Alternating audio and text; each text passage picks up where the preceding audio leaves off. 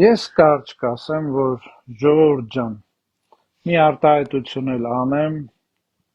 ես էլ եմ հեսա գողանալու, էդ էլ դուրս Ես գրեք, կկտրեմ դա։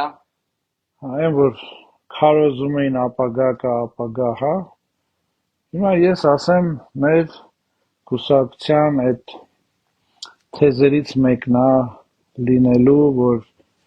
ես մի քանի շաբաթ առաջ եմ գրել, ձեր ձայնը ձեր ապագան է, կամ ձեր ապագան ձեր ձայնն է, ուրեմն այսի կգողանան հեսա, կհելնեն, քարոզ արշավների ժամանակ կասեն, ժողովուրդ ջան, այն որ դուք տեսնում եք այս կատակերգությունները, հա, այդ բեմականացումները, խմած մարդիկ դատարանների առաջ,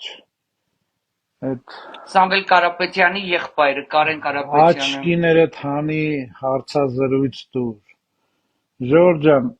դուք պետք է հասկանաք, եթե այդ ուժերին դուք ձայն տաք, ուր եք գնալու, դուք այդ արդեն տեսել եք,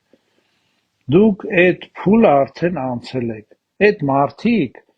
հայ ժողովրդի հետ, ընդհանրապես կապ չունեն, ով է շփվում դրանցի ձեր հետ, հələ այն որ շտաբի ղեկավարներ են, իբր նշանակված, մի հատ հարց իրանց, ես ուզում եմ, որ այդ մարդը անկեղծ ասի, ինքը կարողանում է այն երիտասարդին, ինչ անունը,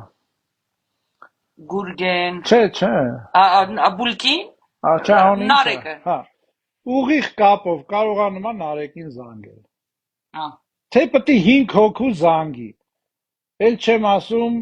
Կարապետյանին կամ նրա եղբորը, եկեք մեր շտաբի ղեկավարներին տեսեք, ուղիղ կապ, կամ իմ հետ, կամ մի խոսքով, էլ եմ ասում, ձեր ապագան ձեր ձայնն է, ժողովուրդ ջան, կամ ձեր ձայնը ձեր ապագան է, այս մեր կուսակցության քարոզի թեզերից մեկն է, եւ էլի եմ ասում, Արիանա ջան կտրիր, ու այն մարդիկ, ով մեր նկարներով սարքում են մեր թեզերը, խնդրում եմ սարքեք, ամսաթիվը գրեք, այո։ որպեսզի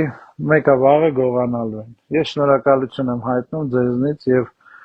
ձեր հետևորդներից